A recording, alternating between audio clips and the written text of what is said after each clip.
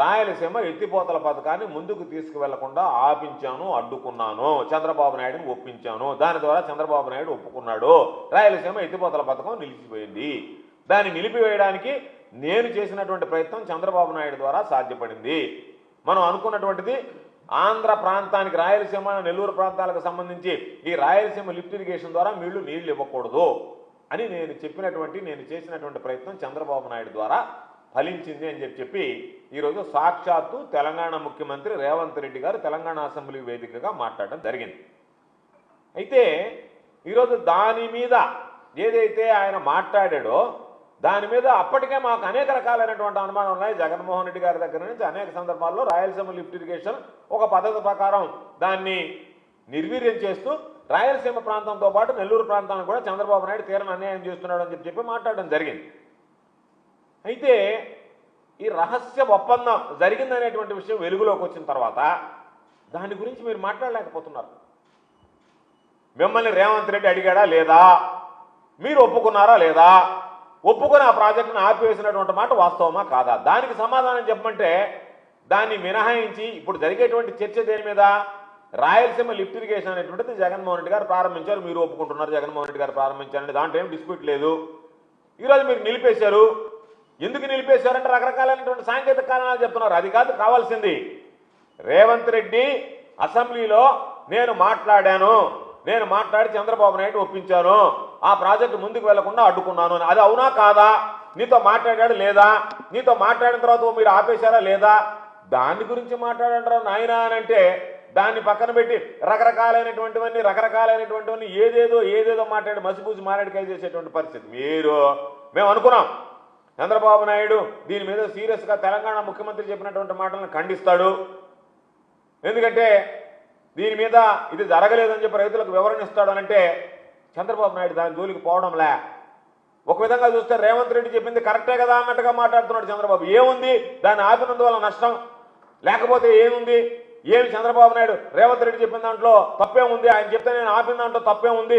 దానివల్ల ఎంత వస్తా ఒక 20 టీఎంసీలు లేకపోతుందంటే రైతులను అవహేళనగా ఒక 20 టీఎంసీలు అంటే అది ఏముందిలే, ఒక రేవంత్ రెడ్డి చెప్పిన దానికి 20 టీఎంసీలు నీళ్లు నేను వదిలేయలేనా? ఏం వదిలేస్తే తప్ప? నన్ను మీరు అడుగుతారా? రేవంత్ రెడ్డికి నాకు ఉండేటువంటి సంబంధాలు నేను ఒక 20 టీఎంసీలు నీళ్లు ఆంధ్ర ప్రజలకి రైతులు నోరు కొడితే దానివల్ల వచ్చేటువంటి నష్టం ఏంది? దాని గురించి నా ప్రతిష్ట పెరిగింది.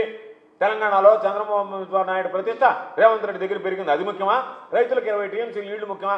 రైతులు నీళ్లు లేకపోతే ఉంది నా ప్రతిష్ట పెరిగింది కదా అన్నట్టుగానే చంద్రబాబు నాయుడు వ్యవహరిస్తున్నాడు తప్ప ఎక్కడన్నా చంద్రబాబు నాయుడు అనేటువంటి వాడు దీని గురించి వివరణ ఇచ్చేటువంటి పరిస్థితిలో లేకుండా పోయింది. అందుకనే మీరు ఆ రహస్య ఒప్పందానికి ఆమోద ముద్ర వేశారు కాబట్టి మేము అడిగేదల్లా, అయ్యా నీకు నీ స్వార్థ ప్రయోజనాలు ముఖ్యమా, రాష్ట్ర రైతాంగ ప్రయోజనాలు ముఖ్యమా?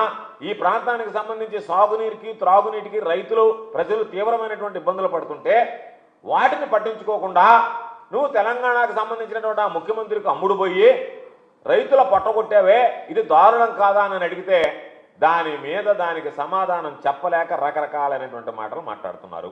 ఈరోజు మేము చెప్పాం, మరలా చెప్తున్నాం. ఈరోజు ఇది జగన్మోహన్ రెడ్డి గారు మొన్న విలేకరుల సమావేశంలో చెప్పాడు, ఇది రైతులకు ఇన్సూరెన్స్ లాంటిది అని. ఎందుకు ఆ మాట చెప్పామంటే ఈరోజు మనం ఇన్సూరెన్స్ చేసుకుంటాం ఆరోగ్యానికి సంబంధించి. ఏదైనా బాగలేకుండా వస్తే డబ్బుల కోసం వెతుక్కోం, నేరుగా హాస్పిటల్కి వెళ్ళిపోతాం, ఇన్సూరెన్స్ కార్డు ఇస్తాం, వాళ్ళు దాన్ని చూసి మనకు వైద్యానికి సంబంధించినటువంటి అన్నీ చేసి ఇన్సూరెన్స్ క్లెయిమ్ చేసుకుంటాం.